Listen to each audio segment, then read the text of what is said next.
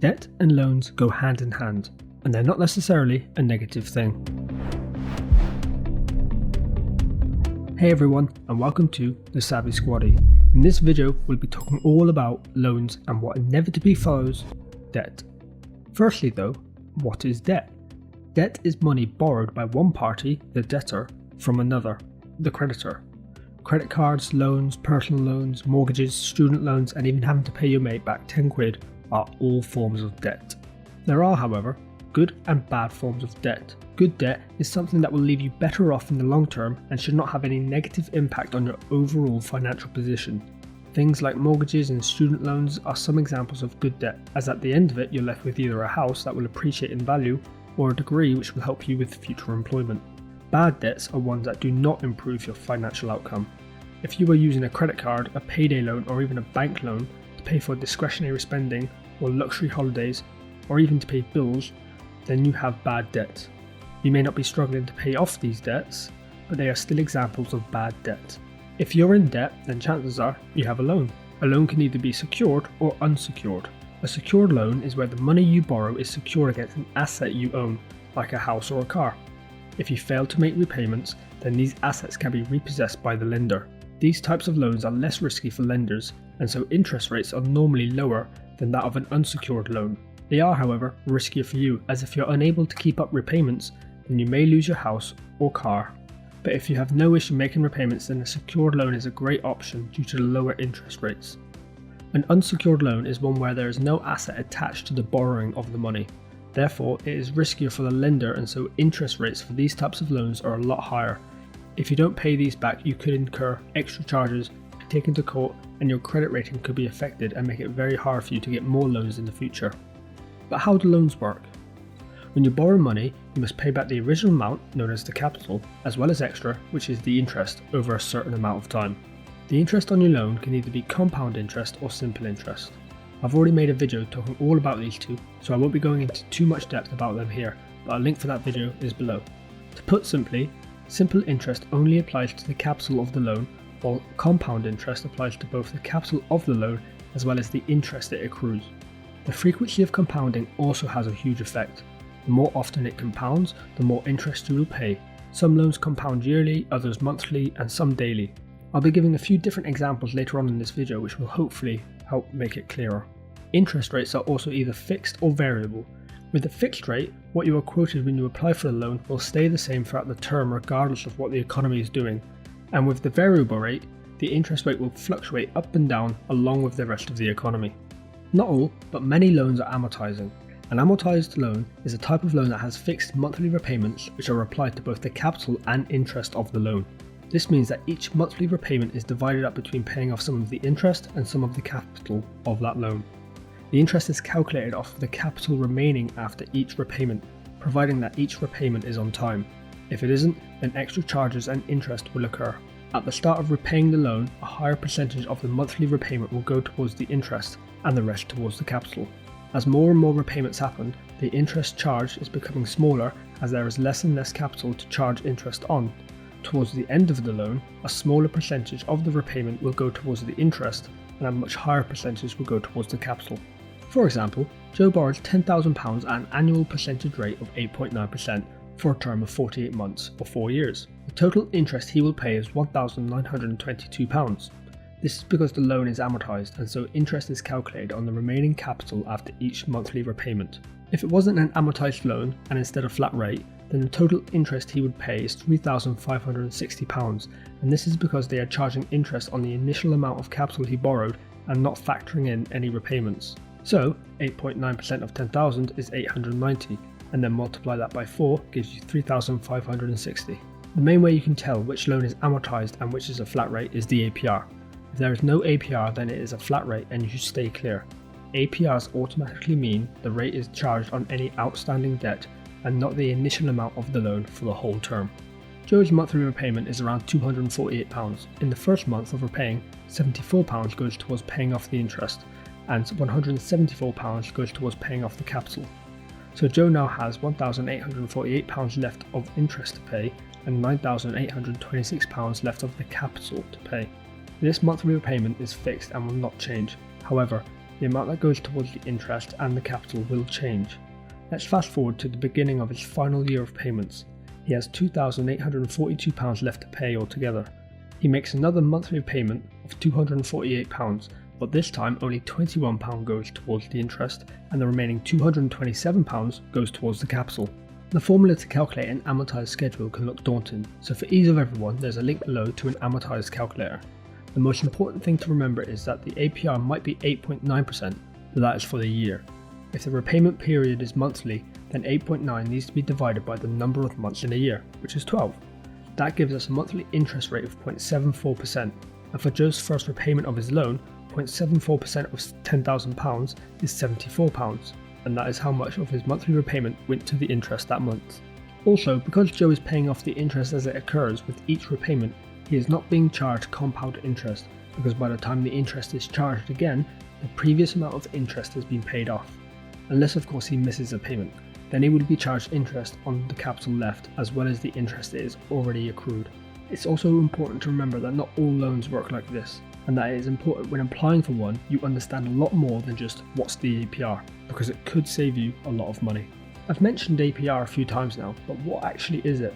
APR, or annual percentage rate, is the amount of interest as well as any associated fees added to the total amount owed. The APR is there to help someone compare loan providers so they can get the best deal. Joe's loan had an APR of 8.9%, but its actual interest rate was 7.5%. The other 1.4% consisted of additional fees such as application fee, processing fee, annual fee, and much more. The APR therefore encompasses all extra costs to the loan in a single percentage, making it easier for people to understand how much in total they will pay. Be careful of representative APR. You may see many loans advertised with the representative APR of 4%. However, this does not mean you will get that if you apply for a loan. All this means is that this is the lowest the creditor will go, and they legally only have to give this 4% APR to 51% of successful applicants. The other 49% could get something vastly different and much higher.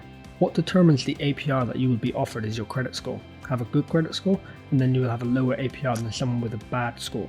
This in itself needs a whole separate video, as credit scores are too big of a topic to cover in this already packed video. In the compound interest for Squaddies video, I showed you how the power of compounding can make you a lot of money, but I also showed how you can lose a lot of money as well. The same is true for the next part of this video. I'm going to demonstrate the benefits of overpaying a loan and the disadvantage of only paying the minimum amount on a loan. As I showed earlier, with most loans, when you make a repayment, part of it goes towards the interest and the rest towards the capital. So if you make an overpayment that same month, all that money that you overpaid goes straight towards the capital of the loan. This would then reduce the amount of interest you pay with the next repayment, as there is less capital for interest to be charged on.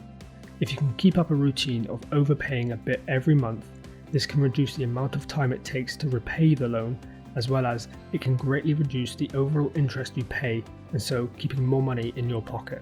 Joe's loan of £10,000 at an APR of 8.9% for a term of 4 years would have him pay £1,922 in interest.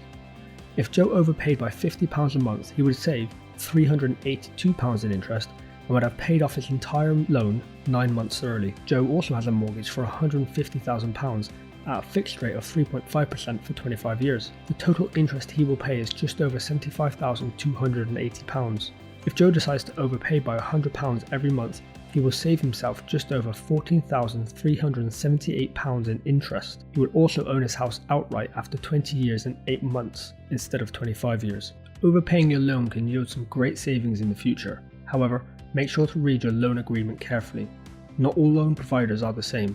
Some might have limitations on the amount you can overpay, or have extra fees for overpayments and paying off a loan early. It's really up to you to find out what the parameters are when overpaying on your own loan. Use the Amortisation Calculator, link below, to discover how much you could save on your loan by overpaying by your desired amount.